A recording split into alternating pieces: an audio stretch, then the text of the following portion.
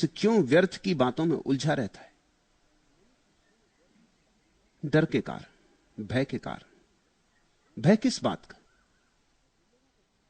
एक ही भय है जो लोगों को छाया की तरह पीछा कर रहा है 24 घंटे जागते सोते।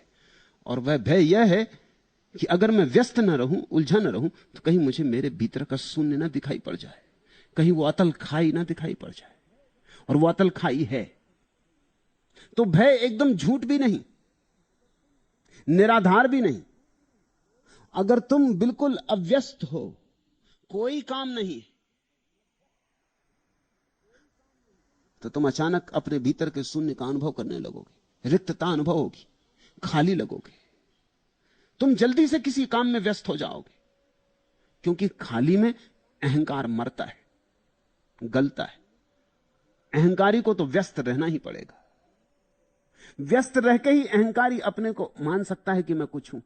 इसलिए लोग बड़े काम करना चाहते हैं, छोटे ही नहीं, बड़े काम करना चाहते हैं। ऐसे काम करना चाहते हैं कि दुनिया भर को पता चल जाए कि मैंने ये किया, कि मैंने वह किया। छोटे मोटे काम में रस नहीं आता। क्यों? क्योंकि छोटे मोटे काम छोटा मोटा अहंकार ही पैदा कर सकते। अब बुहारी लगाओ कि खाना बनाओ, कितना बड़ा अहंकार इसमें से पैदा करोगे। लेकिन प्रधानमंत्री हो जाओ, राष्ट्रपति हो जाओ, तो भारी अहंकार पैदा कर सकते हो कि मैं कुछ विशिष्ट हूं, 60 करोड़ लोगों में मैं कुछ विशिष्ट हूं। तो लोग दौड़ रहे हैं, भाग रहे हैं, ऐसी जगह पहुंच जाना चाहते हैं जहां कुछ विशिष्ट काम में उलझ जाए, अपने को भर लेना चाहते हैं। मनस्विद कहते हैं कि जो आदमी जितना ही अपने भीतर की शून्यता से घबराया होता है, उतना ही पद लोलुप हो जाता है। भीतर जो लोग हीनता की ग्रंथि से पीड़ित होते हैं, वे लोग पद लोलुप हो जाते। पद की दौड़ हीनता का प्रक्षेपण। जो व्यक्ति सचमुच ही भीतर हीनता से पीड़ित नहीं होता, वो पद की दौड़ में नहीं होता। उसे करना क्या है? वो जैसा है वैसा परम आनंदित है। उसका आनंद प्रधानमंत्री होने में नहीं है, न बहुत धन इकट्ठा कर लेने में, न बहुत यशस्वी हो जाने में। उसका आनंद तो वो जैसा है वैसे में ही है। इसी को तो कल रज्जब ने कहा, संतोष से दोस्ती करो। संतोष से दोस्ती कौन करेगा? वही कर सकता है जो अपने भीतर के शून्य के साथ राजी होने का साहस रखता हो। और ये बड़े से बड़ा साहस है, दुस्साहस है। इस जगत में और कोई साहस इतना बड़ा नहीं कि तुम खाली बैठ जाओ। ध्यान में बैठने से बड़ा कोई साहस नहीं है। तुम थोड़ा सुनोगे तो तुम चौंकोगे, तुम कहोगे इसमें क्या बड़ा साहस। एक आदमी पालथी मार के आंख बंद किए बैठ गया घड़ी भर, इसमें साहस क्या है? साहस तलवार उठाने में नहीं, तलवार उठाने में कुछ साहस नहीं। ये जो घड़ी भर आदमी शांत होकर बैठ गया है, ना कुछ करने, शून्य होकर, इसमें साहस है। क्यों? क्योंकि यहां जैसे जैसे भीतर उतरेगा, जैसे जैसे कृत्य का जगत छूटेगा, विचार का जगत छूटेगा। क्योंकि विचार भी सूक्ष्म कृत्य है, वो मन का कृत्य है। कभी तुम शरीर का काम करते हो, शरीर के काम से छूटे तो तत्क्षण मन का काम शुरू कर देते हो, मगर काम जारी रहता है। जब दोनों काम छूट जाते हैं तो फिर क्या बचता है? तुम ही नहीं बचते। इसलिए मैं कहता हूं यह साहस। ध्यान में उतर के पता चलता है कि मैं कभी था ही नहीं, मेरा होना भ्रांति थी, मेरा होना एक सरासर झूठ था, मैं हूं ही नहीं। हिम्मत है इस बात को अनुभव करने की कि मैं हूं ही नहीं। और जो ऐसा जानता है कि मैं हूं ही नहीं, वही जान सकता है कि परमात्मा है। तुम दोनों साथ साथ ना हो सकोगे। प्रेम गली अति सांकरी, तामे दो न समा है। या तो तुम या परमात्मा। तुम मिटोगे तो परमात्मा हो सकेगा। तो वो जो शून्य तुम्हारे भीतर है, परमात्मा की ही आभा है, उसका ही चेहरा है, उसके ही रूप रंग का अंग है, उसी निराकार का एक भाव है। तुमने पूछा मनुष्य क्यों व्यर्थ की बातों में उलझा रहता है? अब सार्थक बातें रोज रोज खोजोगी कहां से? सार्थक बात ही क्या है? सभी बातें व्यर्थ की।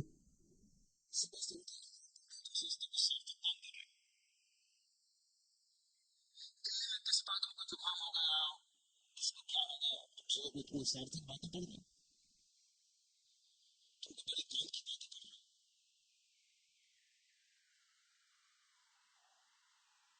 फिर पत्नी से कुछ बात कर ली, मोहल्ले की गपशप, फिर चले दफ्तर। तुम सोचते हो वहां को सार्थक काम कर रहे हो। सार्थक क्या है? इस सारे उपद्रव की सार्थकता इतनी ही है कि 2 रोटी मिल जाती।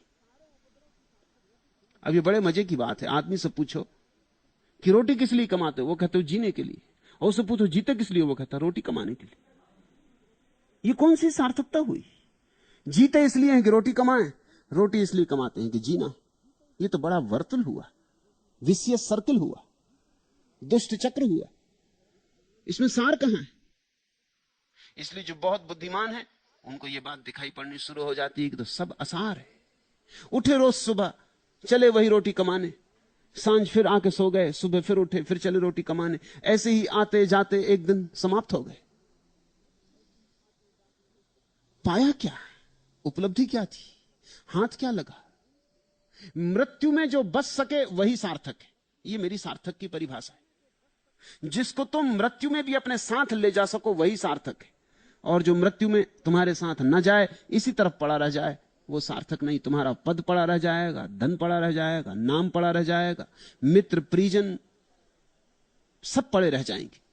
तुम जब जाने लगोगे अकेले, उस वक्त क्या तुम ले जा सकोगे? तुम्हारा बैंक बैलेंस? क्या ले जा सकोगे? उस वक्त ध्यान ही ले जा सकोगे, बस और कुछ ना ले जा सकोगे। तो ध्यान का अनुभव एकमात्र सार्थक अनुभव है। ये तो बड़ी उपद्रव की बात हुई, उल्टी बात हुई। तुम जो भी करते हो सब व्यर्थ है। वो जो कुछ घड़ियां ना करने में बीतती हैं वही सार्थक है, क्योंकि वही तुम बचा के ले जा सकोगे। मगर उन थोड़ी सी घड़ियों में जो तुम शांत हो जाते हो, कुछ भी नहीं करते, मौत का साक्षात्कार करना होता है। मौत और ध्यान बड़े एक जैसे। ध्यान करने वाला रोज मौत में उतरता है, रोज मरता है, क्योंकि रोज मिट जाता है, भीतर सन्नाटा हो जाता है। खोजने से भी नहीं पाता अपना आपा कि मैं कहां हूं। कोई आत्मा नहीं मिलती, कोई भीतर नहीं मिलता, सिर्फ सन्नाटा मिलता। सन्नाटा रोज गहन होता जाता है, खाई रोज गहरी होती चली जाती, गिरता चला जाता है, और कहीं जगह नहीं मिलती जहां पैर टेक के खड़ा हो जाऊं। यही तो मृत्यु का अनुभव है।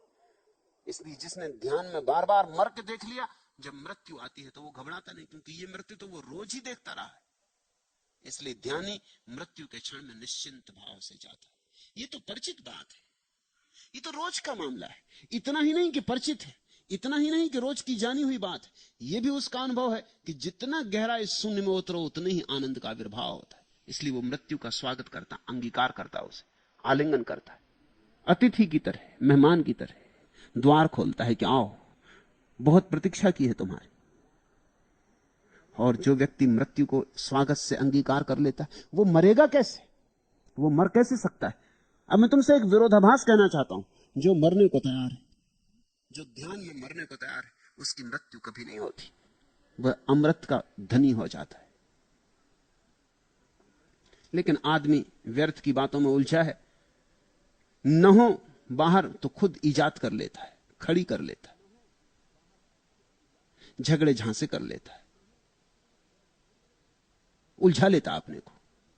तुम जरा ख्याल करो, तुम्हारे जितने झगड़े झांसे हैं अगर सब हल हो जाएं, तुम्हारे व्यवसाय में जितनी चिंताएं हैं अगर सब हल हो जाएं, अगर मैं एक जादू का डंडा उठाऊं और तुम्हारे सिर के पास फिराऊं, कहूं तुम्हारी सारी चिंताएं समाप्त, तुम मुझे माफ करोगे?